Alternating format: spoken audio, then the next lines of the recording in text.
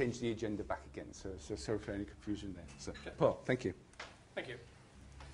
Last slot of the day. I can see everybody's getting a bit tired and jaded, but I'll try and take you through some interesting stuff that we've been doing over the last couple of years and bring you up to speed on where at a Bombardier level we're taking the piloting that we've done in the UK as a means of change. So what I want to do first of all is take you through the business context that we face as a company and why change is needed. Secondly, around the sales challenge that creates. Thirdly, around how we're adopting the use of the Breese tool in our processes, some of the lessons that we've learned and how we're going to apply this going forwards in a more global sense. And then lastly, to look at how in the context of a UK example, there is a remarkable alignment between the understanding of value and how that's disposed across the selection criterion. Just to give you an overview of the company, we're a global transportation company, fundamentally in two relatively equal parts: an aerospace business, which has within it brand names like Learjet and Shorts, de Havilland and Canadair. So a big player in the civil aerospace market. On the railway side, on the transportation side, we're a capital goods manufacturer and a servicer, and we're number one in the world in terms of supply of railway equipment. As we've said, the global market share that we have is nearly 25%, so we are the biggest by a reasonable scope. The two biggest competitors we have globally are Siemens and Alstom, and there's a myriad of other suppliers throughout the world who are chomping at our heels trying to get our business. But as a collective, we are the biggest in the world. We're fortunate in that even in this challenging time, the railway is seen as a growing business. So the market segmentation across rolling stock, the servicing of trains, provision of signalling and systems as a whole is growing, and we want to make sure that our market share grows with that going forwards. From a facts point of view, the railway industry, from a supply point of view, has gone through a fairly lean patch. And I think over the last couple of years, a lot of the suppliers have now returned to a positive position in terms of return, which is a good thing from our shareholders' point of view. From our perspective, we're seeing particularly the Japanese and the Koreans moving out of their home markets and threatening us in what we would see as relatively stable home markets, Europe and in North America. The Chinese are making headway into the railway industry, and they're moving forward in their strategy of digest and reinvent.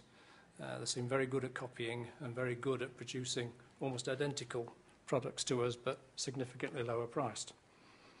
We're also seeing a change in the way that the business is operated. A lot of financial institutions are now taking a role in the market, and up until a few months ago when the credit crunch hit us, they were seeing that as a growing opportunity. I think some of them are twitching now that they've got involved. From our perspective, we are seeing some significant risks. We are under a lot of price pressure. The credit crunch is impacting particularly the availability of finances for some of the capital projects that we're looking at.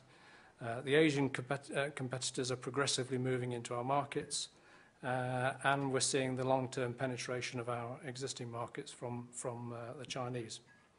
So competition is hotting up. We're also seeing some very diverse market models.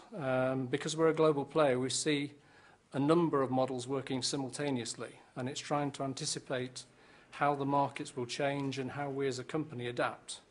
The traditional approach, which is around a state-owned approach, is very much a buy an asset for life.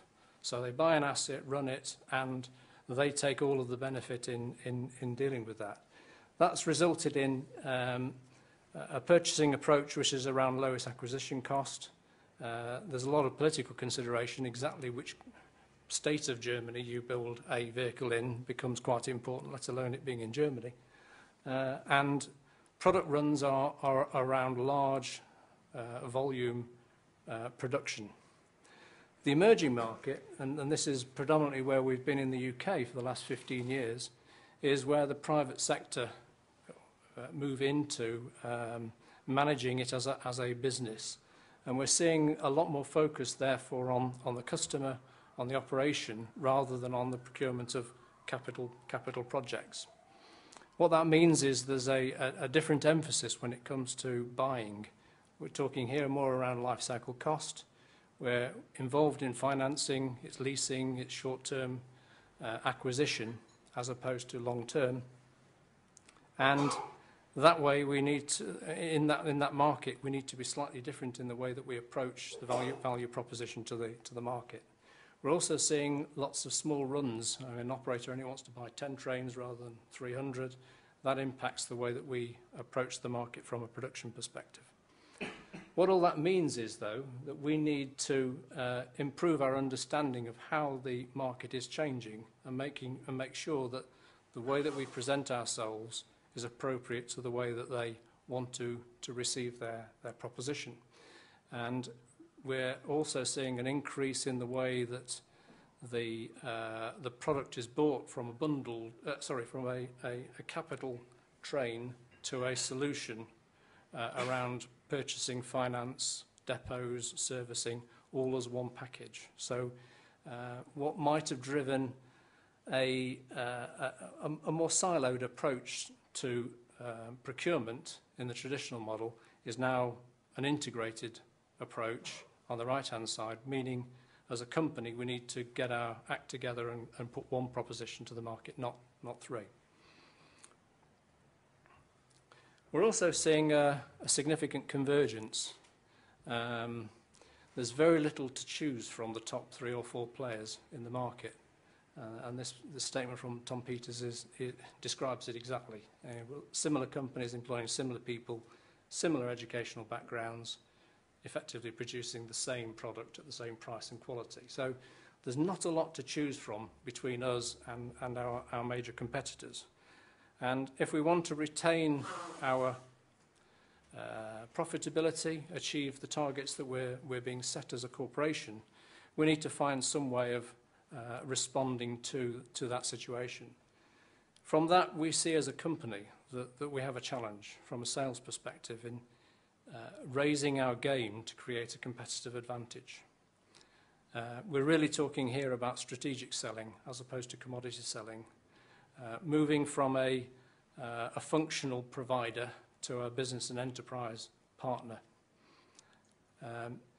From a selling point of view, we're also talking here about confidently articulating the value proposition to our customers. It's not always that clear how you present your difference. And differentiating through innovation is seen as a key issue that we have to address. I think one of the things that we're learning through the application of the Breese tooling here is how do you use that value in differentiating? Because really what we're talking here about is aligning the value proposition to the requirements of the customer's needs rather than innovation for innovation's sake. You really need to understand what the value of the innovation is and how the customer is going to use that to create benefit to their business. Organising ourselves to design and communicate a compelling and winning capture strategy is also one of the key things that we're learning as a company. It's not always clear how you sell a complex solution and get an alignment of the convergence between what you're offering and what the customer needs at exactly the right point for the customer to make the decision, yes, I want to buy that from them. So there's a glide path that we have to go through, really, in terms of taking the proposition from a concept to a signed contract. And that capture plan needs to embody that, that whole